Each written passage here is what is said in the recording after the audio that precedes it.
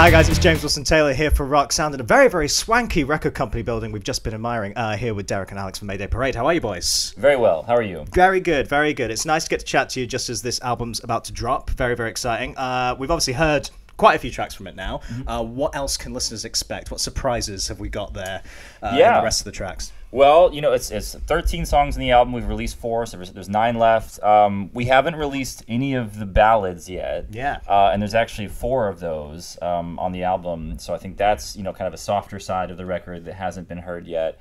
And there's also a couple, you know, heavier, more aggressive songs that fit maybe more into the Black Lines kind of style that haven't been released yet. And then there's also some kind of, you know, new territory that we've yet to explore. Some I don't know, what would you call, like almost like indie rock or really? That's like interesting. Coldplay-ish, or you know, something kind of along those lines, I guess. Quite anthemic, but is there pianos in there when you say Coldplay? Is it quite piano-led thing? A little bit of piano, nothing, you know, straight piano driven, I guess. But yeah, just kind of there's still a whole lot, I feel like, to the record that hasn't, you know, people haven't heard yet. So we're exciting, very excited about it. Yes, absolutely. And do you feel like that's so you say that there is some slightly new sounds from the previous record on there? Do you feel like that's the direction it's kind of moving forward in? Are these the ideas we're exploring, some more anthemic indie rock almost, like you say there? Well, it kind of depends. I think we like to have just a lot of diversity in our albums, and I think with this album in particular, we tried to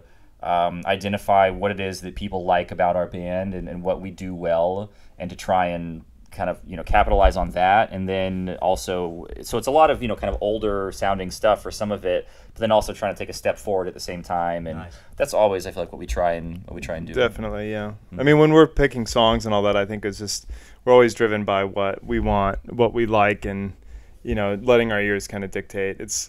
I feel like that's usually what we do. That's exciting, man. I'm just saying, who were you guys working with this time in terms of like production side and everything? I imagine you're quite hands-on, actually, aren't you guys? You're quite getting stuck in. Yeah, we were very involved with it. We actually did. It was kind of different this time around. We did some songs with John Feldman, some songs with Howard Benson, and the rest with Kenneth and Zach, who we've done the majority of our, you know, albums with. So it was like a little bit, you know, outside of our comfort zone for some of it, and just kind of a crazy wild ride for the John Feldman and Howard Benson stuff. But and it was very challenging, but also very rewarding and a cool experience. And then we were also, you know, back into a more comfortable zone with Kenneth and Zach. So yeah, I think it's just sort of, you know, rounded it out and you know, put a new spin on some things, but it all feels good together. So yeah, it's exciting, man. It's exciting. I can't wait for people to hear it. And we should say we've been listening to it. So we actually chatted to you for the mag recently as well, Derek. And we were saying fatherhood seems to have kind of informed a lot of the recent music. Why don't we expand on that a little bit? How has that kind of played into maybe some of the themes of the lyrics and stuff moving forward? Yeah, well, I mean, I guess, you know, it just changes so much about your life, and it just becomes such a huge part of your life that with anything that you do, even, you know, creatively, it's going to be, you know, there's some of that influence is going to go in there, and some of the songs are, you know, straight up about just, you know, missing my kids, yeah, and, you know, being gone, you know, for months at a time is a very difficult thing to do. So, you know, obviously some of that's going to go in there, but you know, it's not entirely about that, you know, or anything, but it's in there. It's definitely going to be an influence, of course. I understand that. Something else I wanted to talk to you guys about. You've done some of the best Punk Goes Pop covers of the last few years. I thought they were absolutely brilliant. They're some of my favorites in that general genre.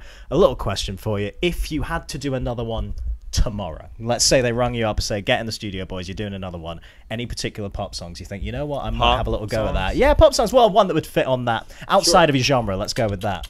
Yeah. Oh man. Okay. I don't know. I like that new Backstreet Boys song. That is a throwback 90s banger. That one, isn't it? Yeah. Well, I was just so surprised that like Backstreet Boys has a new song. Like, what is that? And I listened to it and I'm like, this is actually pretty good. Yeah. I mean, I don't think we would do a very good job covering it, but that's, you know, the first thing that pops into mind. Is there anything that you? No, I can't think of anything that would make sense. So the previous ones that you've done, how did those come about? Did people approach you and say, "Oh, I think you might do a good version of this," or did you have a wish list kind of thing? We've always chosen them, and the first couple ones we did, we always chose last minute. Like the first, we did the Pussycat Dolls, When I Grow Up.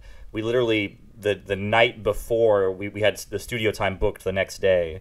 And we got together the night before, and we're like, what song are we going to do? Oh, wow. And kind of ran through a bunch of different ideas, and we settled on that one. And then I think it was the same thing for the In My Head, Jason Derulo cover, that it was like the day before. So it was always kind of last minute, but then the Somebody That I Used to Know, the Goat Ye cover, that was one that was a little more like pre-thought out and planned out. And that one's my favorite one that we've done. I think that one turned out really cool, and it was amazing to have Vic be a part of that one.